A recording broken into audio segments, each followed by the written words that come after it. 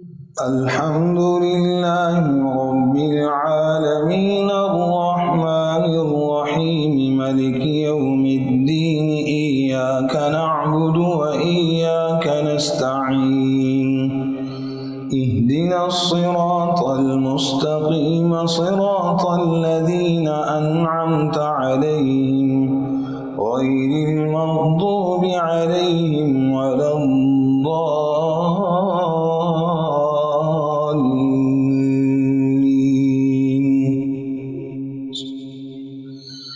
يا أيها الناس اتقوا ربكم الذي خلقكم من نفس واحدة وخلق منها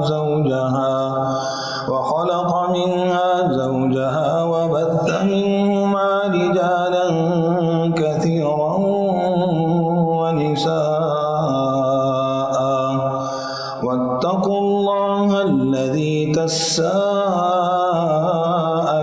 به والأرحام إن الله كان عليكم رقيبا وآتوا اليتامى أموالهم ولا تتبدلوا الخبيث بالطيب ولا تأكلوا أموالهم إلى أموالكم إنه كان حوبا كبيرا وإن خفتم ألا تقسطوا في اليتامى فانكحوا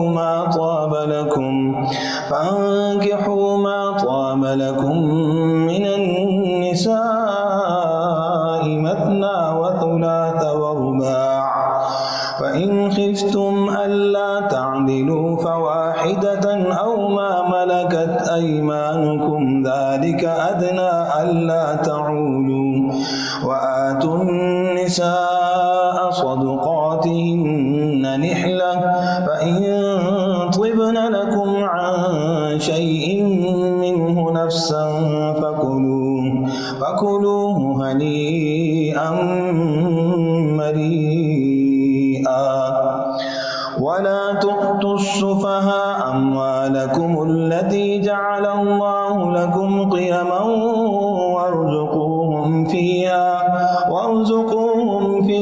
واكسوهم وقولوا لهم قولا معروفا وابتلوا اليتامى حتى إذا بلغوا النكاح فإن آنستم منهم رشدا فادفعوا إليهم أموالهم ولا تأكلوها إسرافا وبدارا أن يكبروا ومن كان غنيا فليستعفف ومن كان فقيرا فليأكل بالمعروف فإذا دفعتم إليهم أموالهم فأشهدوا عليهم وكفى بالله حسيبا للرجال نصيب مما ترك الوالدان والأقربون وللنساء نصيب مما ترك الوالدان والأقربون مما قل منه أو كثر نصيبا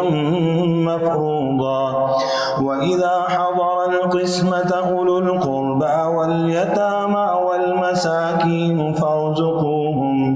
والمساكين فارزقوهم منه وقولوا لهم قولا معروفا وليخشى الذين لو تركوا من خلفهم ذرية ضعافا خافوا عليهم فليتقوا الله وليقولوا قولا سديدا إن الذين يأكلون أموال اليتامى ظلما إنما يأكلون في بطونهم نارا وسيصلون سعيرا يوصيكم الله في أولادكم للذكر مثل حظ الأنثيين فإن كن نساء فوق اثنتين فلهن ثلثا ما ترك وإن كانت واحدة فلها النصف ولأبويه لكل واحد منهما السدس وإن كانت واحدة فلها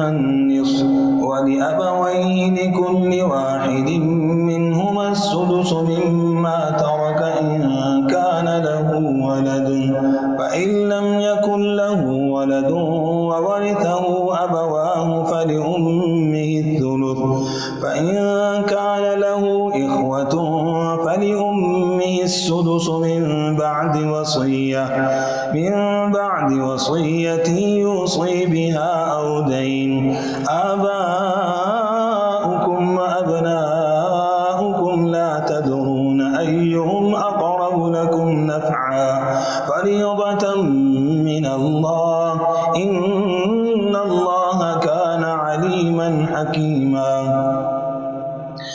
ولكم نصف ما ترك أزواجكم إن لم يكن لهن ولد، فإن كان لهن ولد فلكم الربع مما تركن من بعد وصية يوصين بها أو دين، ولهن الربع مما تركتم إن لم يكن لكم ولد، فإن كان لكم ولد فلهن الثمن مما تركتم من بعد وصية توصون بها أو دين. وإن كان رجل يورث كلالة أو امرأة وله أخ أو أخت فلكل واحد منهما السدس، وإن كانوا أكثر من ذلك فهم شركاء في الثلث من بعد وصية يوصي بها أو دين غير مضار، وصية من الله، والله عليم حليم. تلك حدود الله، ومن يطع الله ورسوله ندخله جنات تجري من تحتها الأنهار خالدين فيها، وذلك الفوز العظيم. ومن يعص الله ورسوله ويتعد حدوده ندخله نارا خالدا فيها وله عذاب مهين. واللاتي يأتين الفاحشة من نسائكم فاستشهدوا عليهن 4 منكم، فإن شهدوا فأمسكوهن في البيوت حتى يتوفاهن الموت أو يجعل الله لهن سبيلا. واللذان يأتيانها منكم فآذوهما، فإن تابا وأصلحا فأعرضوا عنهما، إن الله كان توابا رحيما. إنما التوبة على الله للذين يعملون السوء بجهالة ثم يتوبون من قريب فأولئك يتوب الله عليهم، وكان الله عليما حكيما. وليست التوبة للذين يعملون السيئات حتى إذا حضر أحدهم الموت قال إني تبت الآن، ولا الذين يموتون وهم كفار أولئك أعتدنا لهم عذابا أليما. يا أيها الذين آمنوا لا يحل لكم أن ترثوا النساء كرها ولا تعضلوهن لتذهبوا ببعض ما آتيتموهن إلا أن يأتين بفاحشة مبينة، وأعاشروهن بالمعروف، فإن كرهتموهن فعسى أن تكرهوا شيئا ويجعل الله فيه خيرا كثيرا. وإن أردتم استبدال زوج مكان زوج وآتيتم إحداهن قنطارا فلا تأخذوا منه شيئا، أتأخذونه بهتانا وإثما تنكرونه وقد أفضى بعضكم إلى بعض وأخذن منكم ميثاقا غليظا ولا تنكحوا ما نكح آباؤكم من النساء إلا ما قد سلف إنه كان فاحشة ومقتا وساء سبيلا. حرمت عليكم أمهاتكم وبناتكم وأخواتكم وعماتكم وخالاتكم وبنات الأخ وبنات الأخت وأمهاتكم اللاتي أرضعنكم وأخواتكم من الرضاعة وأمهات نسائكم وربائبكم اللاتي في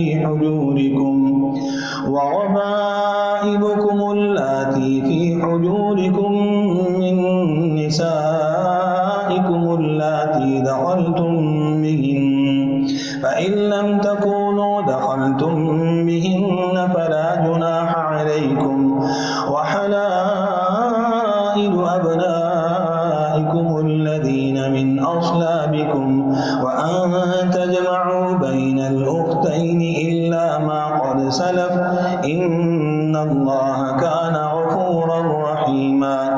والمحصنات من النساء إلا ما ملكت أيمانكم كتاب الله عليكم وأحل لكم ما وراء ذلكم أن تبتغوا بأموالكم محصنين غير مسافحين فما استمتعتم به منهن فآتوهن أجورهن فريضة ولا جناح عليكم فيما تراضيتم به من بعد الفريضة إن الله كان عليما حكيما. ومن لم يستطع منكم طولا أن ينكح المحصنات المؤمنات فمما ملكت أيمانكم من فتياتكم المؤمنات والله أعلم بإيمانكم بعضكم من بعض فانكحوهن بإذن أهلهن وآتوهن أجورهن بالمعروف محصنات غير مسافحات ولا متخذات أخدان فإذا أحصن فإن أتين بفاحشة فعليهن نصف ما على المحصنات من العذاب ذلك لمن خشي العنة منكم وأن تصبروا خير لكم والله غفور رحيم. يريد الله ليبين لكم ويهديكم سنن الذين من قبلكم ويتوب عليكم والله عليم حكيم. والله يريد أن يتوب عليكم ويريد الذين يتبعون الشهوات أن تميلوا ميلا عظيما. يريد الله أن يخفف عنكم وخلق الإنسان ضعيفا. يا أيها الذين آمنوا لا تأكلوا أموالكم بينكم بالباطل إلا أن تكون تجارة عن تراض منكم ولا تقتلوا أنفسكم إن الله كان بكم رحيما. ومن يفعل ذلك عدوانا وظلما فسوف نصليه نارا وكان ذلك على الله يسيرا.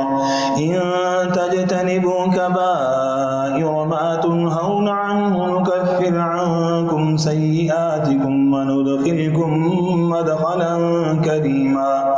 ولا تتمنوا ما فضل الله به بعضكم على بعض للرجال نصيب مما اكتسبوا وللنساء نصيب مما اكتسبن واسألوا الله من فضله إن الله كان بكل شيء عليما. ولكل جعلنا موالي مما ترك الوالدان والأقربون والذين عقدت أيمانكم فآتوهم نصيبهم إن الله كان على كل شيء شهيدا. الرجال قوامون على النساء بما فضل الله بعضهم على بعض وبما أنفقوا من أموالهم فالصالحات قانتات حافظات للغيب بما حفظ الله واللاتي تخافون نشوزهن فعظوهن واهجروهن في المضاجع واضربوهن فإن أطعنكم فلا تبغوا عليهن سبيلا إن الله كان عليا كبيرا. وإن خفتم شقاق بينهما فبعثوا حكما من أهله وحكما من أهلها إن يريدا إصلاحا يوفق الله بينهما إن الله كان عليما خبيرا. واعبدوا الله ولا تشركوا به شيئا وبالوالدين إحسانا وبذي القربى واليتامى والمساكين والجار ذي القربى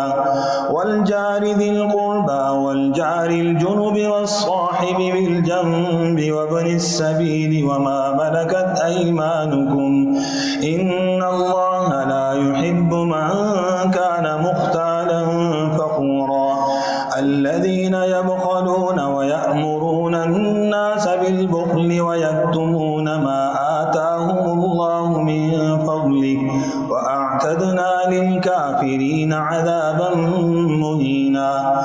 والذين ينفقون أموالهم رئاء الناس ولا يؤمنون بالله ولا باليوم الآخر ومن يكن الشيطان له قرينا فساء قرينا.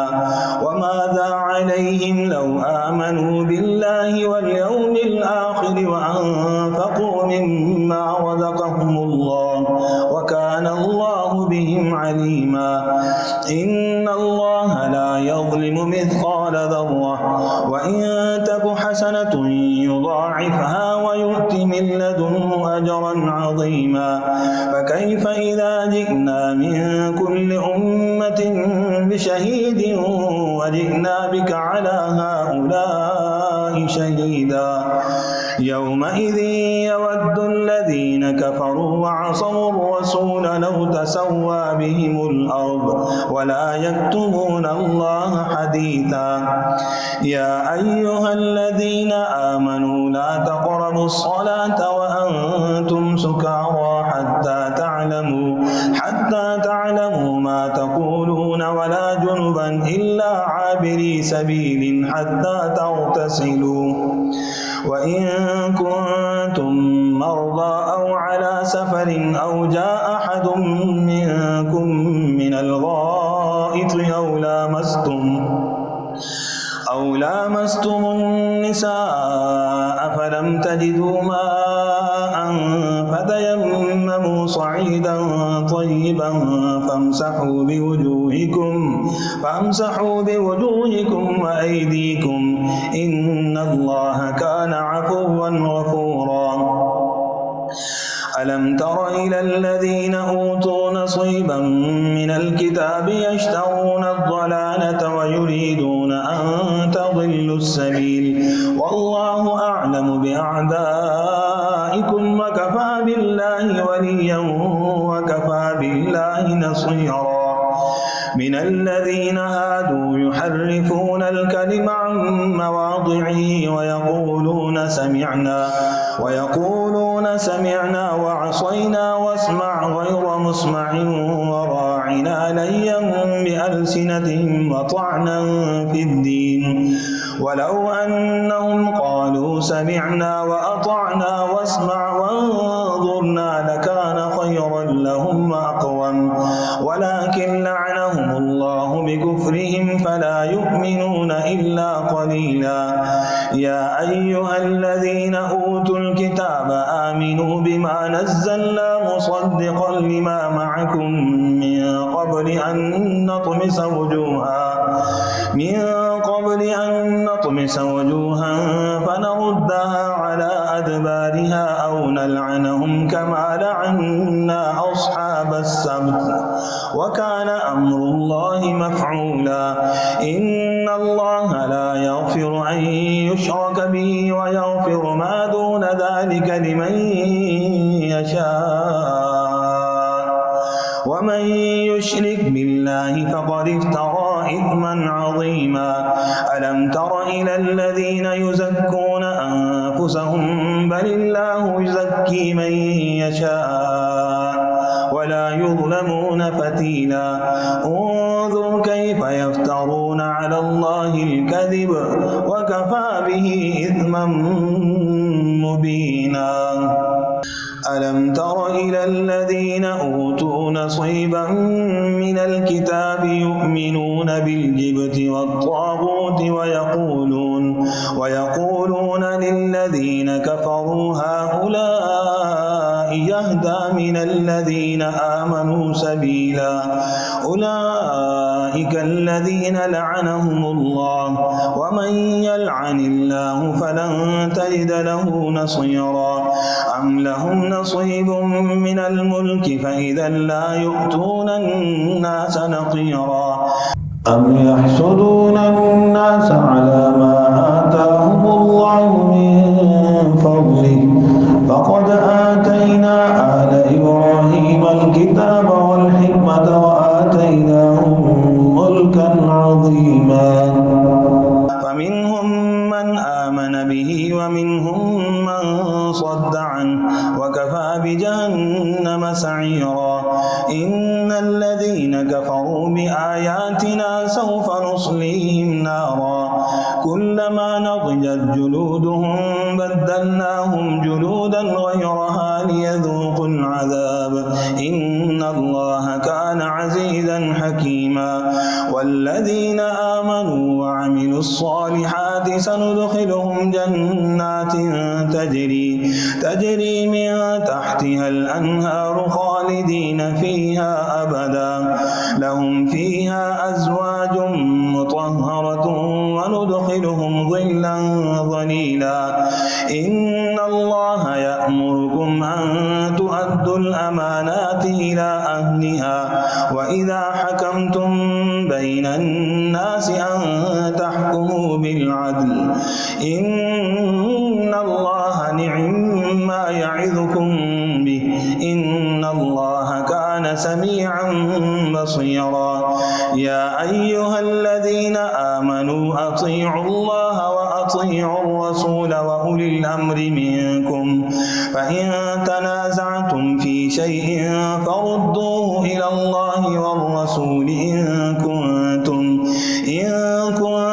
تؤمنون بالله واليوم الآخر ذلك خير وأحسن تأويلا. ألم تر إلى الذين يزعمون أنهم آمنوا بما أنزل إليك وما أنزل من قبلك يريدون أن يتحاكموا إلى الطاغوت وقد أمروا أن يكفروا به ويريد الشيطان أن يضلهم ضلالا بعيدا. وإذا قيل لهم تعالوا إلى ما أنزل الله وإلى الرسول رأيت المنافقين يصدون عنك صدودا. فكيف إذا أصابتهم مصيبة بما قدمت أيديهم ثم جاءوك يحلفون بالله إن أردنا إلا إحسانا وتوفيقا. أولئك الذين يعلم الله ما في قلوبهم فأعرض عنهم وعظهم وقل لهم في أنفسهم قولا بليغا. وما أرسلنا من رسول إلا ليطاع بإذن الله ولو أنهم إذ ظلموا أنفسهم جاءوك فاستغفروا الله واستغفر لهم الرسول لوجدوا الله توابا رحيما فلا وربك لا يؤمنون حتى يحكموك فيما شجر بينهم ثم لا يجدوا في أنفسهم حرجا مما قضيت ويسلموا تسليما ولو أنا كتبنا عليهم أن اقتلوا أنفسكم أو اخرجوا من دياركم ما فعلوه إلا قليل منهم ولو أنهم فعلوا ما يوعظون به لكان خيرا لهم وأشد تثبيتا وإذا لآتيناهم من لدنا أجرا عظيما ولهديناهم صراطا مستقيما ومن يطع الله والرسول فأولئك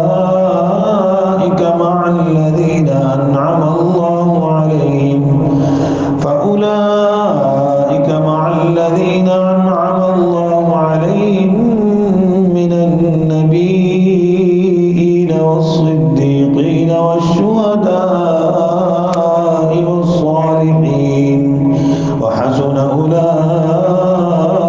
رفيقا ذلك الفضل من الله وكفى بالله عليما يا أيها الذين آمنوا خذوا حذركم فانفروا ثبات أو انفروا جميعا وإن منكم لمن ليبطئن فإن أصابتكم مصيبة قال قد أنعم الله علي إذ لم أكن معهم شهيدا ولئن أصابكم فضل من الله ليقولن كأن لم يكن بينكم وبينه مودة يا ليتني كنت معهم فأفوز فوزا عظيما فليقاتل في سبيل الله الذين يشرون الحياة الدنيا بالآخرة ومن يقاتل في سبيل الله فيقتل أو يغلب فسوف نؤتيه أجرا عظيما وما لكم لا تقاتلون في سبيل الله والمستضعفين من الرجال والنساء والولدان الذين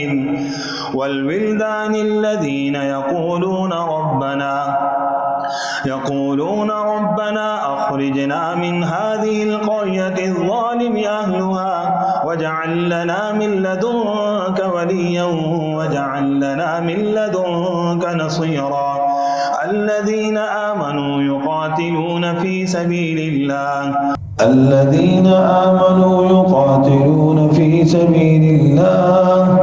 والذين كفروا يقاتلون في سبيل الطاغوت فقاتلوا أولياء الشيطان إن كيد الشيطان كان ضعيفا ألم تر إلى الذين قيل لهم كفوا أيديكم وأقيموا الصلاة وآتوا الزكاة فلما كتب عليهم القتال إذا فريق منهم يخشون الناس كخشية الله أو أشد خشية وقالوا ربنا لم كتبت علينا القتال لولا أخرتنا إلى أجل قريب قل متاع الدنيا قليل والآخرة خير لمن اتقى ولا تظلمون فتيلا أينما تكونوا يدرككم الموت ولو كنتم في بروج مشيدة وإن تصبهم حسنة يقولوا هذه من عند الله وإن تصبهم سيئة يقولوا هذه من عندك قل كل من عند الله فما لهؤلاء القوم لا يكادون يفقهون حديثا ما أصابك من حسنة فمن الله وما أصابك من سيئة فمن نفسك وأرسلناك للناس رسولا وكفى بالله شهيدا. من يطع الرسول فقد أطاع الله ومن تولى فما أرسلناك عليهم حفيظا. ويقولون طاعة فإذا برزوا من عندك بيت طائفة منهم غير الذي تقول والله يكتب ما يبيتون فأعرض عنهم وتوكل على الله وكفى بالله وكيلا. أفلا يتدبرون القرآن ولو كان من عند غير الله لوجدوا فيه اختلافا كثيرا. وإذا جاءهم أمر من الأمن أو الخوف أذاعوا به ولو ردوه إلى الرسول وإلى أولي الأمر منهم لعلمه الذين يستنبطونه منهم ولولا فضل الله عليكم ورحمته لاتبعتم الشيطان إلا قليلا. فقاتل في سبيل الله لا تكلف إلا نفسك وحرض المؤمنين عسى الله أن يكف بأس الذين كفروا والله أشد بأسا وأشد تنكيلا. من يشفع شفاعة حسنة يكن له نصيب منها ومن يشفع شفاعة سيئة يكن له كفل منها وكان الله على كل شيء مقيتا. وإذا حييتم بتحية فحيوا بأحسن منها أو ردوها إن الله كان على كل شيء حسيبا. الله لا إله إلا هو ليجمعنكم إلى يوم القيامة لا ريب فيه ومن أصدق من الله حديثا. فما لكم في المنافقين فئتين والله أركسهم بما كسبوا أتريدون أن تهدوا من أضل الله ومن يضلل الله فلن تجد له سبيلا. ودوا لو تكفرون كما كفروا فتكونون سواء فلا تتخذوا منهم أولياء حتى يهاجروا في سبيل الله فإن تولوا فخذوهم وقتلوهم حيث وجدتموهم ولا تتخذوا منهم وليا ولا نصيرا إلا الذين يصلون إلى قوم بينكم وبينهم ميثاق أو جاءوكم حصرا صدورهم أن يقاتلوكم أو يقاتلوا قومهم ولو شاء الله لسلطهم عليكم فلقاتلوكم فإن اعتزلوكم فلم يقاتلوكم وألقوا إليكم السلم فما جعل الله لكم عليهم سبيلا. ستجدون آخرين يريدون أن يأمنوكم ويأمنوا قومهم كلما ردوا إلى الفتنة أوكسوا فيها فإن لم يعتزلوكم ويلقوا إليكم السلم ويكفوا أيديهم فخذوهم واقتلوهم حيث ثقفتموهم وأولئكم جعلنا لكم عليهم سلطانا مبينا.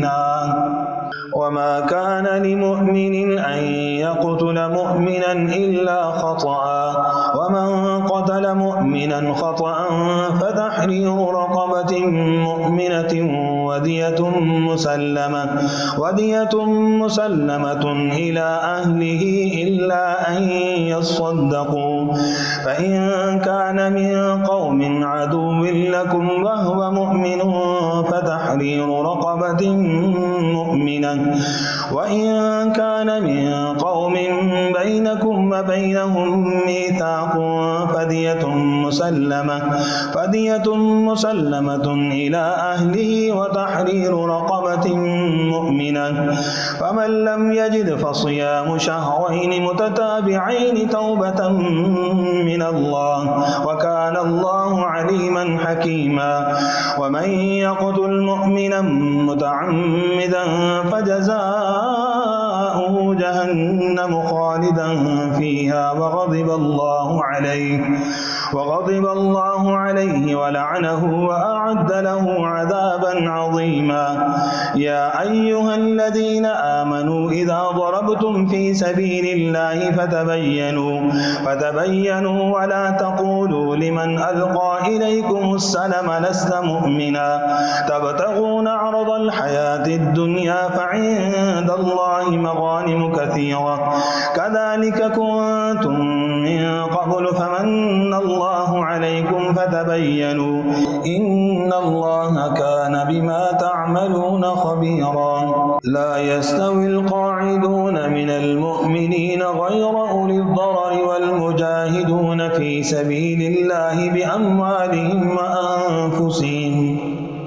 فضل الله المجاهدين بأموالهم وأنفسهم على القاعدين درجة وكلا وعد الله الحسنى وفضل الله المجاهدين على القاعدين أجرا عظيما درجات منه ومغفرة ورحمة وكان الله غفورا رحيما. إن الذين توفاهم الملائكة ظالمي أنفسهم قالوا فيم كنتم قالوا كنا مستضعفين في الأرض قالوا ألم تكن أرض الله واسعة فتهاجروا فيها فأولئك مأواهم جهنم وساءت مصيرا. إلا المستضعفين من الرجال والنساء والولدان لا يستطيعون حيلة ولا يهتدون سبيلا فأولئك عسى الله أن يعفو عنهم وكان الله عفوا غفورا. ومن يهاجر في سبيل الله يجد في الأرض مراغما كثيرا وسعة ومن يخرج من بيته مهاجرا إلى الله ورسوله ثم يدركه الموت فقد وقع أجره على الله وكان الله غفورا رحيما. وإذا ضربتم في الأرض فليس عليكم جناح أن تقصروا من الصلاة إن خفتم أن يفتنكم الذين كفروا إن الكافرين كانوا لكم عدوا مبينا.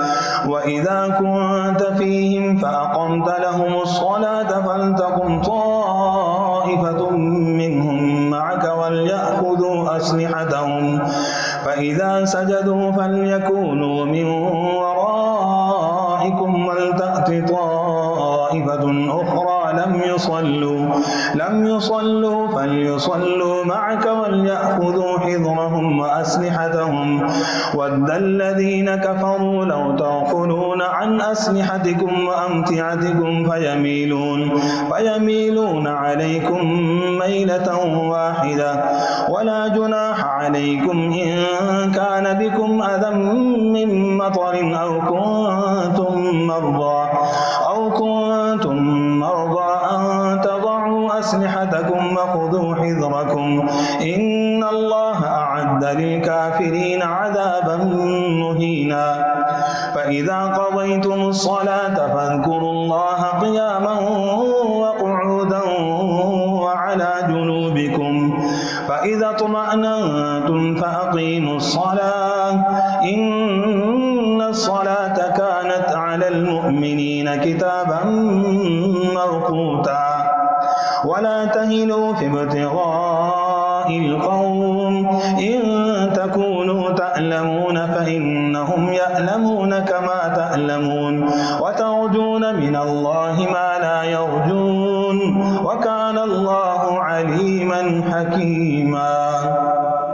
إنا أنزلنا إليك الكتاب بالحق لتحكم بين الناس بما أراك الله ولا تكن للخائنين خصيما واستغفر الله إن الله كان غفورا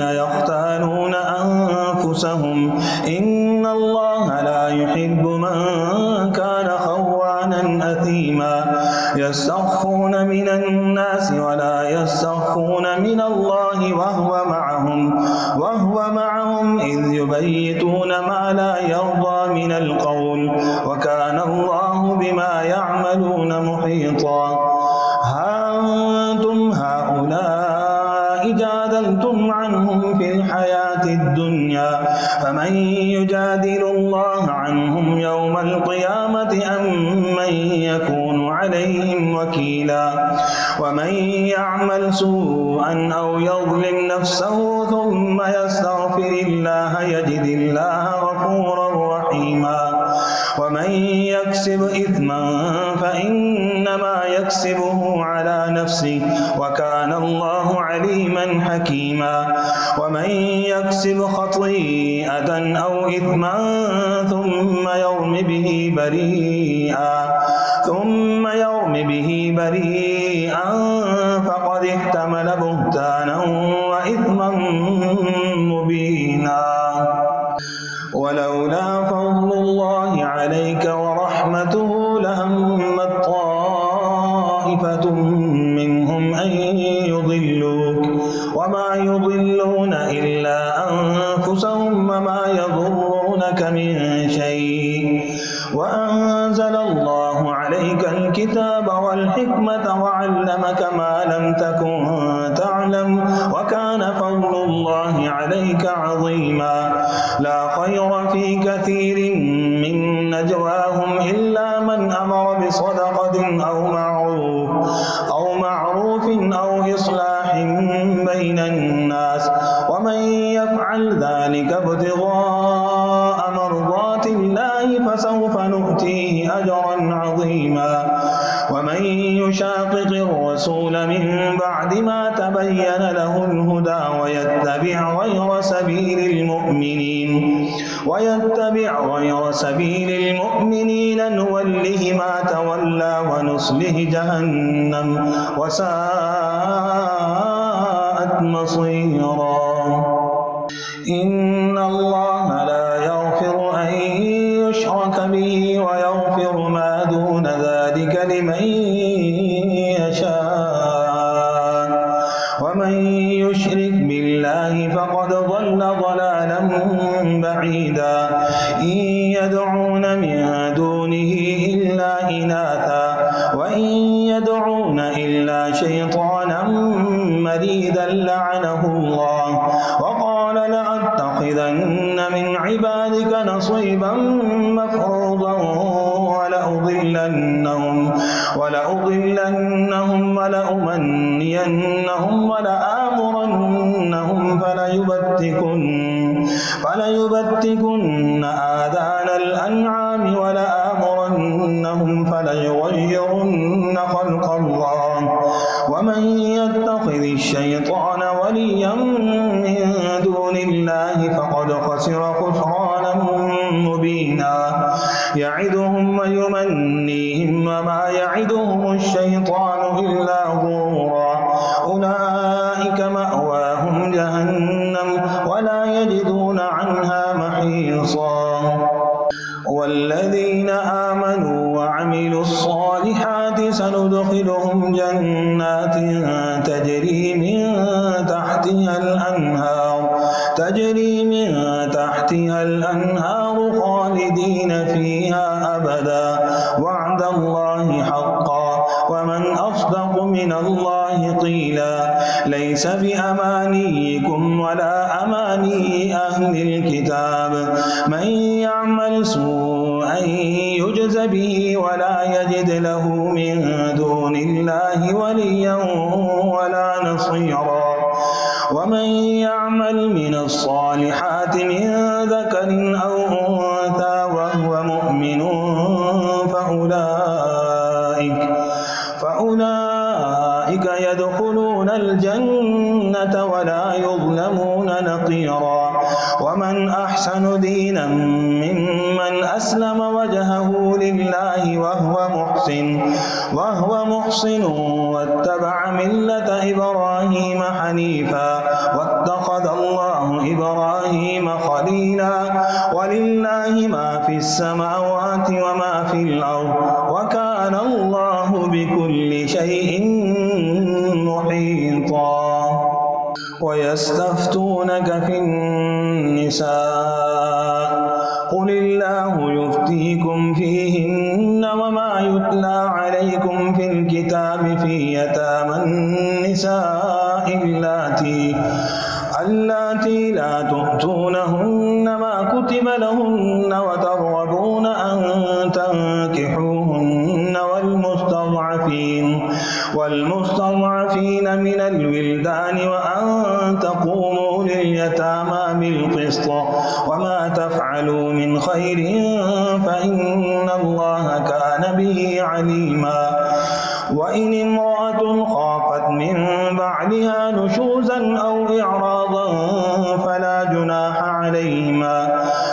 جناح عليهما أن يصالحا بينهما صلحا والصلح خير. وأحضرت الأنفس الشح وإن تحسنوا وتتقوا فإن الله كان بما تعملون خبيرا.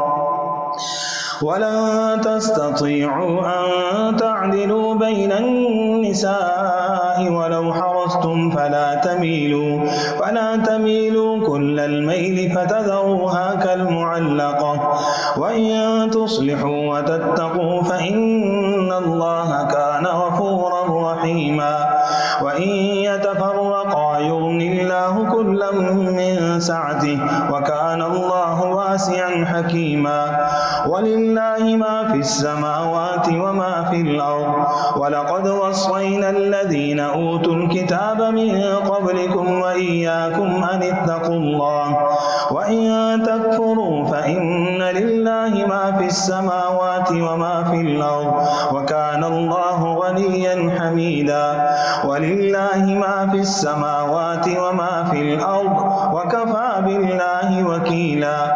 إن يشأ يذهبكم أيها الناس ويأت بآخرين وكان الله على ذلك قديرا. من كان يريد ثواب الدنيا فعند الله ثواب الدنيا والآخرة وكان الله سميعا بصيرا.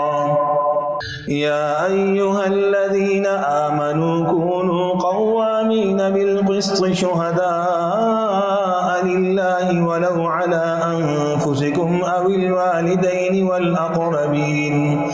إن يكن غنيا أو فقيرا فالله أولى بهما فلا تتبعوا الهوى أن تعدلوا وإن تلووا أو تعرضوا فإن الله كان بما تعملون خبيرا. يا أيها الذين آمنوا بالله ورسوله والكتاب الذي نزل على رسوله والكتاب الذي أنزل من قبل ومن يكفر بالله وملائكته وكتبه ورسله واليوم الآخر فقد ضل ضلالا بعيدا. إن الذين آمنوا ثم كفروا ثم آمنوا ثم كفروا ثم ازدادوا كفرا لم يكن الله ليغفر لهم ولا ليهديهم سبيلا. بشر المنافقين بأن لهم عذابا أليما.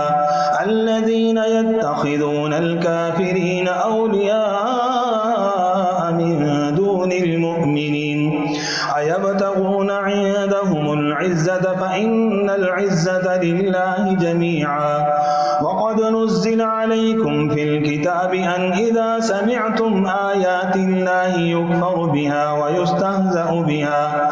ويستهزأ بها فلا تقعدوا معهم حتى يخوضوا في حديث غيره إنكم إذا مثلهم إن الله جامع المنافقين والكافرين خالدين في جهنم جميعا. الذين يتربصون بكم فإن كان لكم فتح من الله قالوا ألم نكن معكم وإن كان للكافرين نصيب قالوا ألم نستحوذ عليكم ونمنعكم من المؤمنين والله يحكم بينكم يوم القيامة ولن يجعل الله للكافرين على المؤمنين سبيلا. إن المنافقين يخادعون الله وهو خادعهم وإذا قاموا إلى الصلاة قاموا كسالى يراءون الناس ولا يذكرون الله إلا قليلا مذبذبين بين ذلك لا إلى هؤلاء ولا إلى هؤلاء ومن يضلل الله فلن تجد له سبيلا.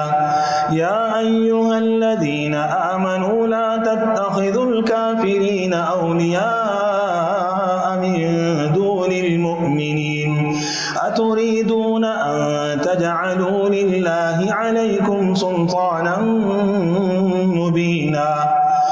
إن المنافقين في الدرك الأسفل من النار ولن تجد لهم نصيرا إلا الذين تابوا وأصلحوا واعتصموا بالله وأخلصوا دينهم لله فأولئك مع المؤمنين وسوف يؤتي الله المؤمنين أجرا عظيما.